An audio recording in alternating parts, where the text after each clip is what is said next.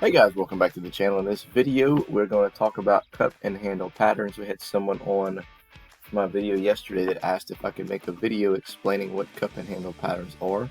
So that's what we're going to do today, okay? And go over a couple of different examples. So we're going to start off on Investopedia.com. It says cup and handle, how to trade and target with an example. So what is a cup and handle pattern? Cup and handle price pattern on a securities price chart is a technical indicator that resembles a cup with a handle where the cup is in the shape of a U and the handle has a slight downward drift. And we'll go over exactly examples on the chart there here in a second.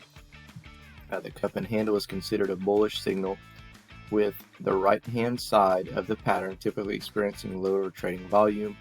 This pattern's formation may be as short as 7 weeks or as long as 65 weeks.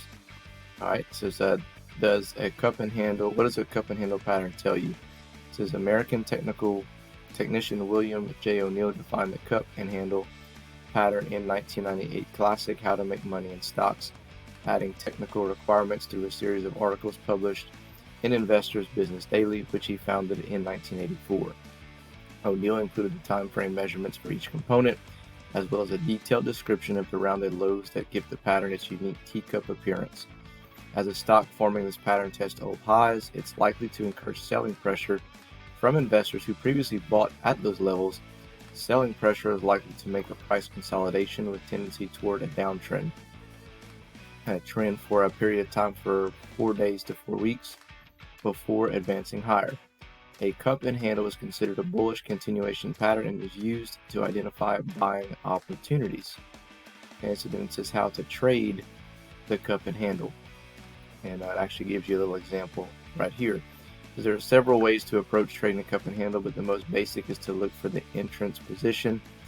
The image below is a classic cup and handle formation.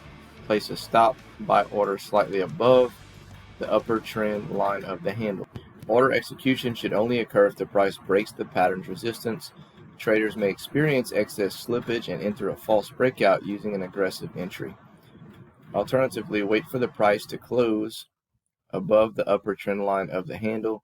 Subsequently, place a limit order slightly below the pattern's breakout level, attempting to get an execution if the price retraces. There is a risk of missing the trade if the price continues to advance and does not pull back. Okay, so we talked about it forms a U shape. Here's your U shape, here's your cup. And then what will happen is basically it'll start coming down. And then eventually, typically what I've seen is if the price holds support about midway through the cup and starts continuing higher, that's a good sign. However, if it breaks below about midway through the cup, then the pattern doesn't fully come to fruition. But as you see here, here's the high here of about $43, and then it sells off, but then it kind of consolidates and starts moving back up. And it gets to it didn't have to get right at the number that it was before, but it gets pretty close to 43 and then starts moving down. And as you see here, they have the basically a little channel that they're waiting for it to break out of. When it breaks out of here, then they're saying like if you get in right here, then you should benefit from some profit there. What they were talking about as being too aggressive of if you see the cup and you see a pullback and you're like, oh, I'm getting in now. Let's say you bought at 40 but it comes all the way down to 36, and then yeah, you can still recover. However, like I said, if it continues to come down, then you're just left holding something. So it is kind of good to wait for confirmation that you are going back to the upside.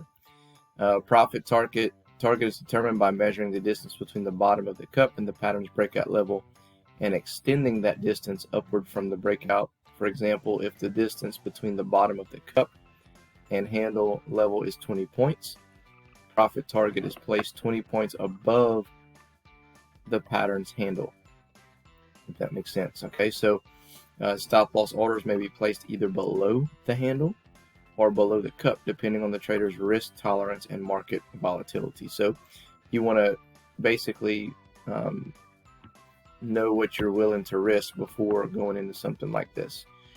And here's another example of a cup and handle. Limitations to the cup and handle: like all technical indicators, The cup and handle should be used in concert with other signals and indicators before making a trading decision. Specifically with the cup and handle, certain limitations have been identified by practitioners. The first is that it can take some time for the pattern to fully form, which can lead to late decisions. While 1 month to 1 year is typical time frames for the cup and handle to form, it can also happen quite quickly or take several years to establish itself, making it ambiguous in some cases. Another issue has to do with the depth of the cup part of the formation. Sometimes a shallower cup can be a signal, while other times a deep cup can produce a false signal. Sometimes the cup forms without the characteristic of the handle. Finally, one limitation shared across many technical patterns is that it can be unreliable in illiquid stocks. What does a cup and handle pattern indicate? Basically indicates, let's see, a cup and handle where the price movement of a security resembles a cup followed by the downward pattern. And this is basically repeating what I said up top. How do you find the cup and handle? We're about to show you that here. Let's see. But it gives you an example. Consider a scenario where a stock has recently reached a high after significant momentum, but since corrected, falling almost 50%. At this point, an investor may purchase the stock, anticipating it'll bounce back to previous levels. Stock rebounds, test the previous high, resistance levels, at which it falls into a sideways trend. In the final leg of the pattern, the stock exceeds resistance levels, soaring 50% above the previous high. So we're going to take a look at some examples now, because now we're just kind of getting repetitive on this article. This will be linked in the description below, and then there's also a video. If you come down here, you can actually watch that. It's about 1 minute and 15 seconds long, and usually these videos are pretty informative. They'll give you some graphics, animations, and explanations on what you're looking at. So let's take a look at a couple of examples of a cup and handle pattern on the charts.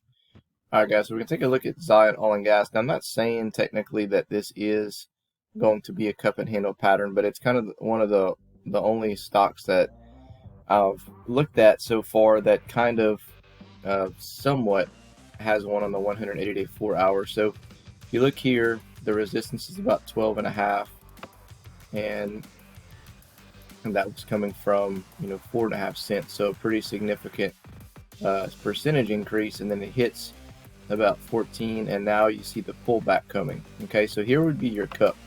If you're going to actually draw it out, here's your little teacup here. All right, OCD's kicking in, and then now we're having a pullback here.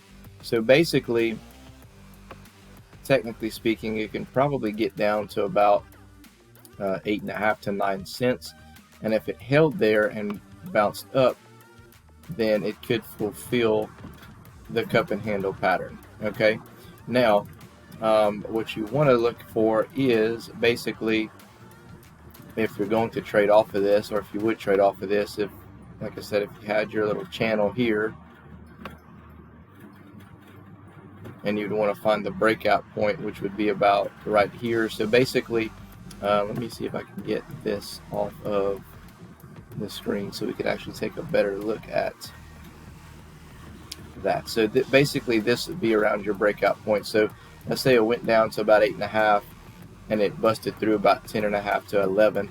That's where you would probably want to look to see if you can get in. You put your buy order in, because that would indicate that we should be probably moving higher. Now they mentioned other technical aspects that you have to pay attention to, and definitely I would not get in on a cup and handle if, let's say, yeah, there's the cup, yeah, there's the handle, and typically, like you said, the trading volume is going to be lower on the handle side of things, meaning it's going to eventually bottom out somewhere and then possibly take off. So basically, if this was coming down here, selling off, and then it gets down to about 8.5 to 9 cents, but the MACD and the RSI weren't lining up. Basically, if it was telling me that the selling was just beginning, right?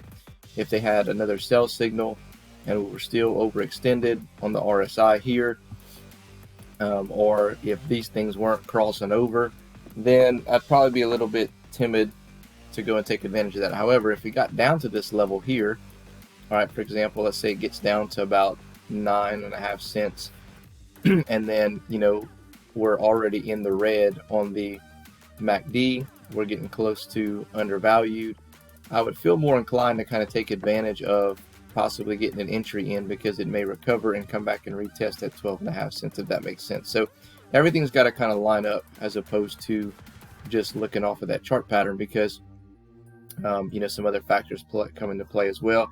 And also, like the article said, is sometimes it's a little bit more risky for a liquid stock. So it'd probably be more inclined to do something along the lines of a cup and handle pattern on a stock that's on one of the major exchanges, such as the NASDAQ, the Dow Jones, the S&P 500, as opposed to in OTC stock, because we've seen that several times when oil and gas, where we're like, oh, it's forming a cup, here's the handle, and it actually breaks further down and continues to move down, as opposed to fulfilling that cup and handle pattern. But it's never, like the article said, even it's never a guarantee of that will take place. So anyway, guys, I hope this was informative for those of you who who watched the video, and especially for the follower who asked for the video. I hope that this kind of gave you an you know, kind of an educated approach on what the cup and handle pattern is. So let me know your comments below. Other than that, we'll catch you in the next one.